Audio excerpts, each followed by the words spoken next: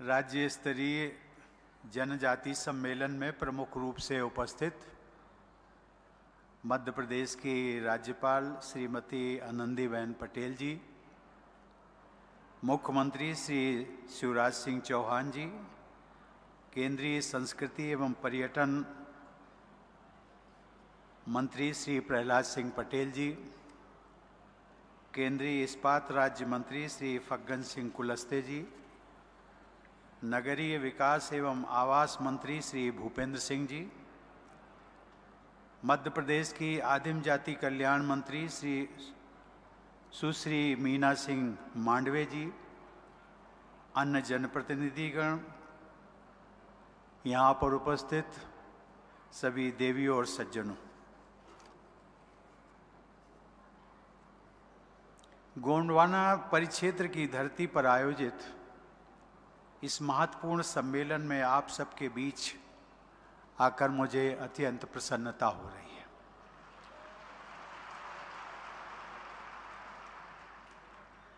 शायद मैं अपनी प्रसन्नता के भाव आप तक न पहुंचा सकूं, लेकिन मैं अभी प्रहलाद सिंह जी से पूछ रहा था कि यहाँ का जब कार्यक्रम बना था तो उसके लिए कितना समय हुआ।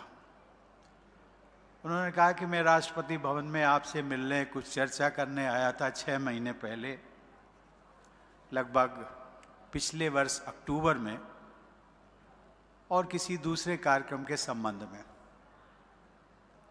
मैंने अपनी ओर से उनको सुझाव दिया कि प्रहलाद सिंह जी, एक मेरा कार्यक्रम जबलपुर में एक आयोजित होने की एक संभावना बन रही है और वो कार्यक्रम बहुत बड़ा होगा। बड़ा इसलिए कि संविधान की जो एक प्रमुख अंग होता है न्यायपालिका, उस न्यायपालिका से जुड़े हुए सुप्रीम कोर्ट के जजेस इकट्ठे होंगे, हाई कोर्ट के जजेस होंगे, पूरी मध्य प्रदेश की न्यायपालिका वहाँ होगी। तो मैंने कहा कि आपका क्षेत्र भी, जो मुझे जानकारी में कभी आया नहीं, दमोह क्षेत्र में, मैंने पूछा कि कितना दूर है, तो उन्होंने कहा कि जबलपुर से बिल्कुल सटा हुआ हमारा जिला। मैंने कहा कि मैंने सुना है और आपने भी पहले मुझे बताया था कि आपका दमोह जिला मूल रूप से आर्थिक दृष्टि से, प्राकृतिक रिसोर्सेज की दृष्टि से पिछड़ा क्षेत्र है। उसमें बाहुल्य रूप से जनजातीय वर्ग हमारा निवास करता है। तो मैंने कहा कि यदि कार्यक्रम बन सके तो आप जरूर बनाइए। और जिस देवी, मैं उसको देवी कहता हूं, रानी दुर्गावती, उस दुर्गावती के बारे में मैंने सुना जरूर था, लेकिन मैं बार बार सोचता था, जब इन्होंने प्रहलाद सिंह जी ने कहा कि महामहिम उसका साम्राज्य और उसका किला मेरे दमोह क्षेत्र में ही पड़ता है, तो मैंने इनको एक बात कही थी कि प्रहलाद सिंह जी, जब मैं न्यायपालिका के बीच में जाकर के देश के लोगों को कैसे न्याय मिल सके उसकी चर्चा करूंगा, और देश का जो आर्थिक दृष्टि से पिछड़ा क्षेत्र हो, सामाजिक दृष्टि से समाज का जो सबसे पीछे अंतिम छोर पर खड़ा हुआ व्यक्ति, अर्थात हमारे ट्राइबल्स भाई, जनजाति वर्ग, यदि उन सबके न्याय की हम बात ना कर सके तो मेरा राष्ट्रपति पद पर रहने का बहुत औचित्य नहीं बनता। प्रहलाद सिंह जी बहुत भावुक हो गए थे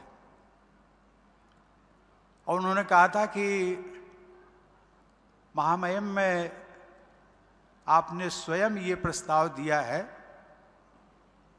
मैं न केवल अपनी ओर से बल्कि दमोह की जनता की ओर से मैं बहुत बहुत आभारी हूँ मैंने कहा आप आभारी मत होइए, सही मायने में मैं आपका आभारी हूं कि इसी बहाने मुझे अपने जनजाति भाइयों के बीच में और रानी दुर्गावती को प्रणाम करने का एक अवसर मिल रहा है। देवी और सज्जनों, इस भूमिका के साथ हम सब लोग जानते हैं कि जब सुशासन की बात होती है, गुड गवर्नेंस की बात होती है, तो हम अपने स्वर्गीय और पूर्व प्रधानमंत्री अटल बिहारी वाजपेयी जी, और सबसे बड़ी बात वो मध्य प्रदेश में ही जन्मे थे। आज मुझे उनका विशेष स्मरण हो रहा है। स्मरण इस दृष्टि से कि वो जब प्रधानमंत्री थे तो ये देश के सरकारों की जो व्यवस्था बनी है उसमें ये पहला मौका था कि उन्होंने भारत सरकार में जनजातीय कार्य मंत्रालय का गठन किया था। ये पहली बार हुआ था और उसके पीछे उनका भाव ये था कि जब हम समाज के सभी वर्गों के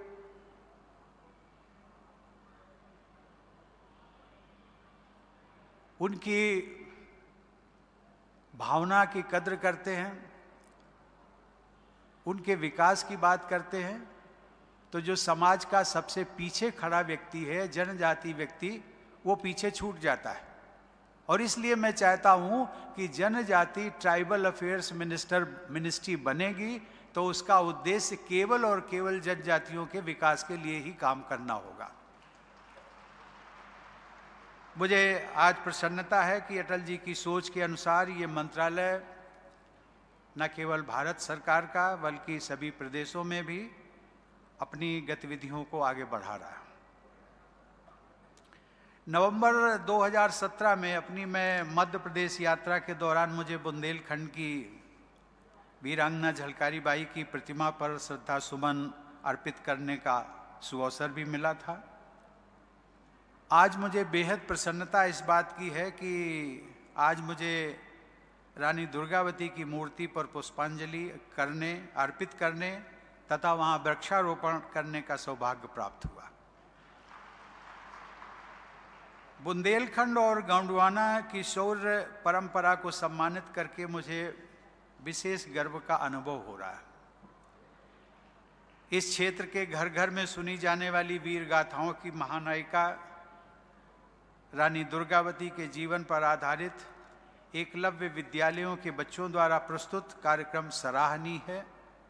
ऐसे कार्यक्रमों से दर्शकों को यहाँ की समृद्ध विरासत से जुड़ने का अनुभव होता है और उनमें प्रेरणा का संचार भी होता है। रानी दुर्गावती के अंतिम युद्ध का विवरण सबके हृदय को आंदोलित करता है एवं श्रद्धा से ओतप्रोत कर देता है।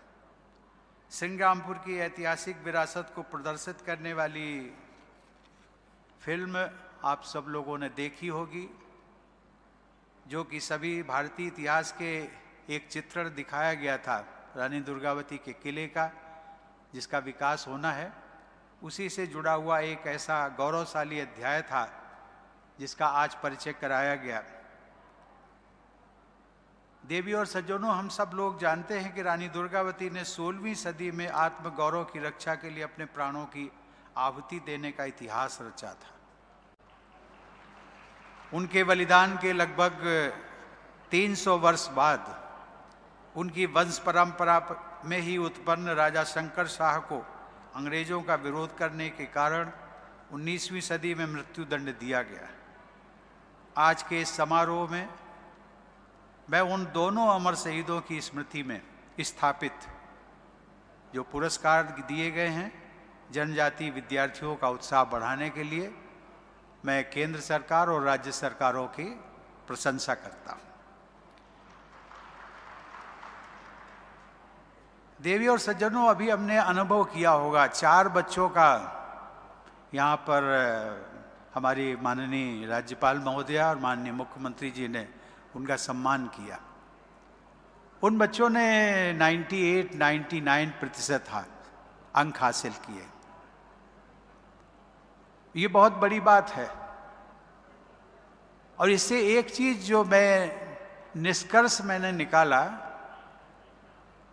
कि प्रतिभा जो होती है वो किसी क्षेत्र, किसी जाति, किसी समुदाय तक सीमित नहीं होती है। प्रतिभा प्रतिभा होती है और हर इंसान में प्रतिभा होती है। आज जिन 4 बच्चों को सम्मानित किया गया मंच पर, मैं उनके भविष्य की सुखद कामना करता हूं और मैं अपेक्षा करता हूं, ये 4 बच्चों का तो केवल एक, जिसको हम कहते हैं, नमूना है। राज्य सरकार ने जो प्रोत्साहन दिया है उसके पीछे उनकी भावना यही है कि जो बच्चे मेरिट में अपनी प्रतिभा के कारण जो आगे आएंगे उनको न केवल प्रोत्साहन मिलेगा बल्कि सरकारी सेवाओं में अवसर भी मिलेगा।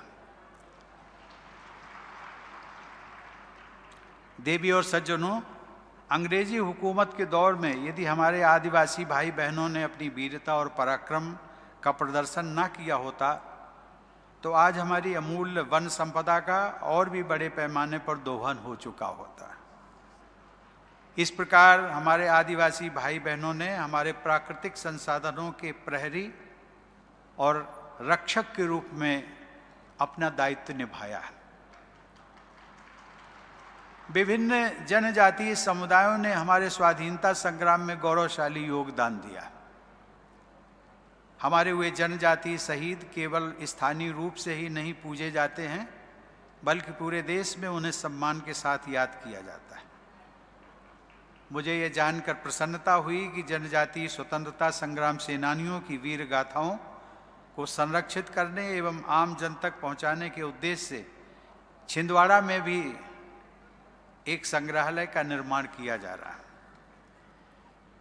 यदि हम देखें कि कुल जनसंख्या की दृष्टि से लगभग 1.5 करोड़ से अधिक की देश में सबसे बड़ी जनजातीय आबादी आपके मध्य प्रदेश में है। अतः मध्य प्रदेश में आयोजित ये जनजातीय सम्मेलन और भी महत्वपूर्ण हो जाता है। आज के इस सम्मेलन में कला प्रशिक्षण हेतु वर्चुअल क्लास के पोर्टल का उद्घाटन करके मुझे प्रसन्नता हुई है। ऐसे विशेष प्रयासों के बल पर जनजातीय युवाओं को टेक्नोलॉजी और कला साहित्य के माध्यम से उत्कृष्ट शिक्षा प्रदान करके उन्हें आधुनिक भारत के निर्माण में सहभागी बनाना है।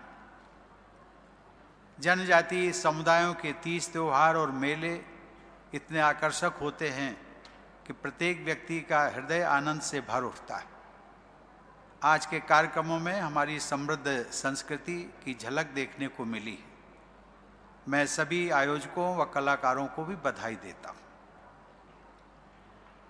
देवी और सज्जनों, हम सबको ये स्पष्ट रूप से समझ लेना चाहिए कि आदिवासी समुदाय का कल्याण तथा विकास पूरे देश के कल्याण और विकास से जुड़ा हुआ है। और मैं कभी कभी कहता हूं कि जब तक देश के आदिवासी लोगों का और समाज का सबसे कमजोर वर्ग का विकास नहीं होगा तब तक पूरे देश के विकास को मैं अधूरा कहूंगा और देश का विकास पूरा नहीं हो सकता। इसी प्रकार से जब तक देश के सभी पिछड़े क्षेत्रों का विकास नहीं होगा, भौगोलिक दृष्टि से पिछड़े, आर्थिक दृष्टि से पिछड़े, तब तक देश को समृद्धशाली और विकसित देश नहीं कहा जा सकता।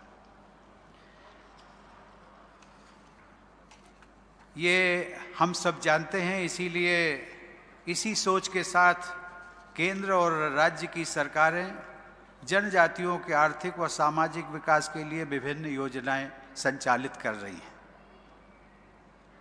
मुझे प्रसन्नता हुई कि जब मुख्यमंत्री जी ने ये घोषणा की कि इस प्रकार के न केवल सम्मेलन बल्कि जनजातियों का एक समुदाय वर्ग का एकत्रीकरण के कार्यक्रम वर्ष में हम 3 दिन तक लगातार इस क्षेत्र में चलाएंगे।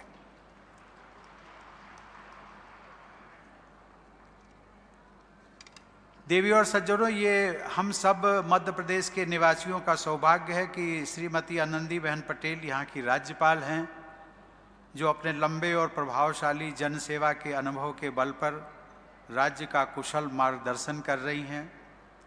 मुख्यमंत्री श्री शिवराज सिंह चौहान के नेतृत्व में मध्य प्रदेश में समग्र विकास के साथ साथ जनजातीय समुदायों के विकास के लिए विशेष प्रयास किए जा रहे हैं। इसके लिए मैं उनकी और राज्य सरकार की पूरी टीम की सराहना करता हूँ। आज भूमि पूजन द्वारा जिन योजनाओं का शुभारंभ किया गया है तथा जिनका लोकार्पण किया गया है, उनके कारण इस क्षेत्र में पर्यटकों की रुचि बढ़ेगी तथा स्थानीय लोगों के लिए रोजगार पैदा होंगे। साथ ही जनजातीय समुदायों की समृद्ध विरासत के बारे में जागरूकता भी बढ़ेगी। इस परिक्षेत्र को नेशनल ट्राइबल टूरिज्म हब के रूप में विकसित किया जा सकता है। प्रहलाद सिंह जी और मुख्यमंत्री जी, आप इस दिशा में प्रयास करें। मेरी शुभकामनाएं आप सबके साथ हैं।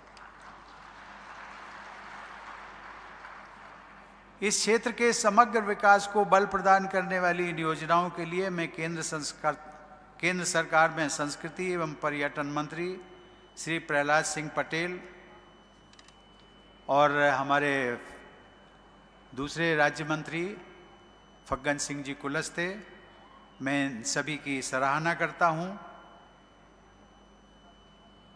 प्रहलाद सिंह जी के मंत्रालय के मार्गनिर्देशन में भारतीय पुरातत्व सर्वेक्षण के 6 नए मंडलों का सृजन किया गया है। इन नए मंडलों में जबलपुर मंडल भी शामिल है, जिसका आज ही शुभारंभ हुआ है। मैं आपको और आपकी पूरी टीम को शुभकामनाएं देता हूं कि आप सब भारत की गौरवशाली विरासत को सुरक्षित रखने तथा संवर्धित करने के अपने प्रयासों में सफलता प्राप्त करें।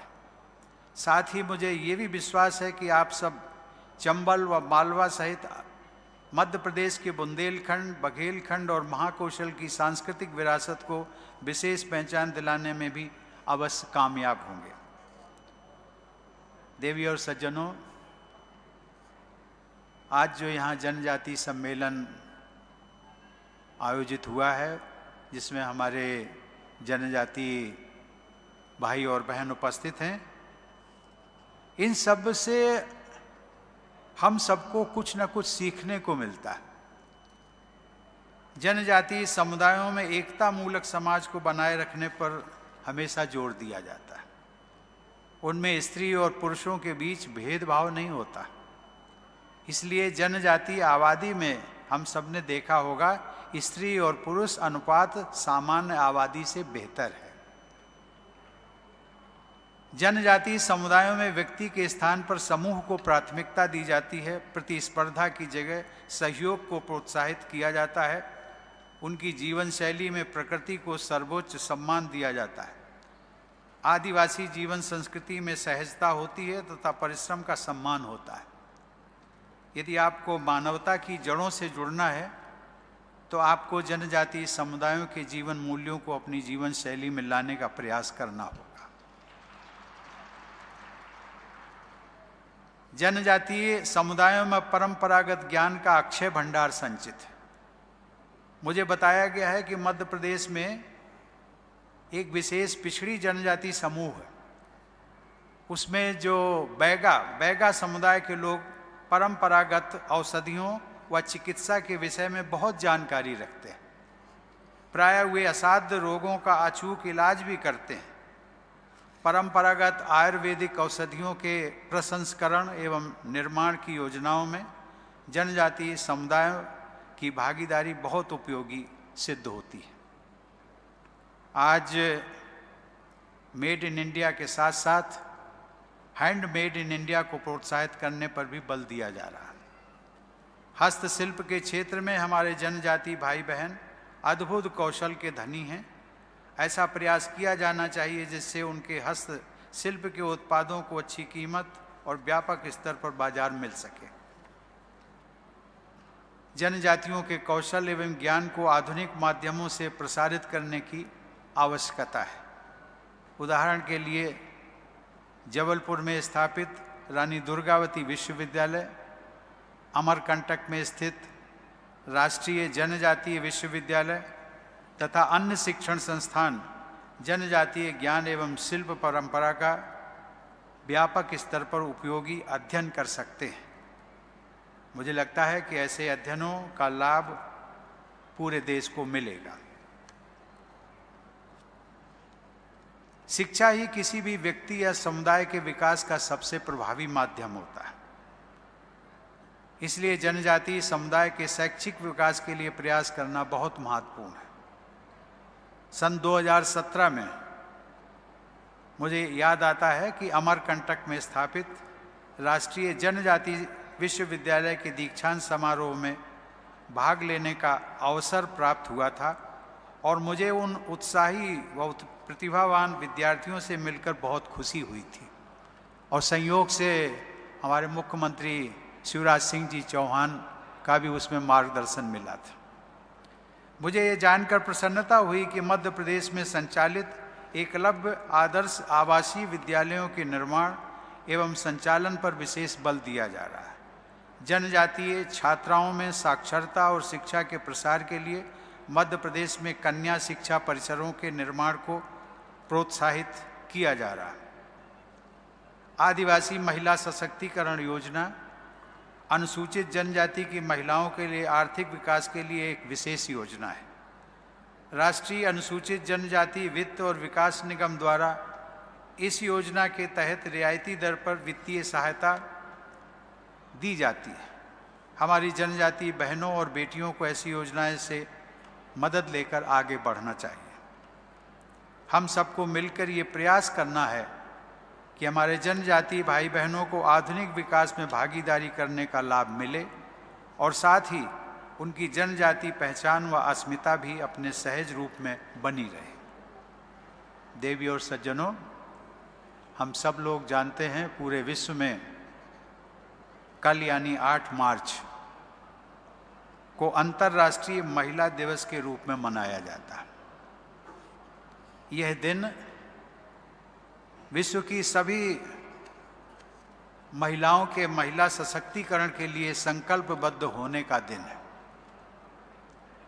आज से लगभग 450 वर्ष पहले रानी दुर्गावती ने युद्ध क्षेत्र में महिला शक्ति का एक दुर्लभ उदाहरण प्रस्तुत किया था।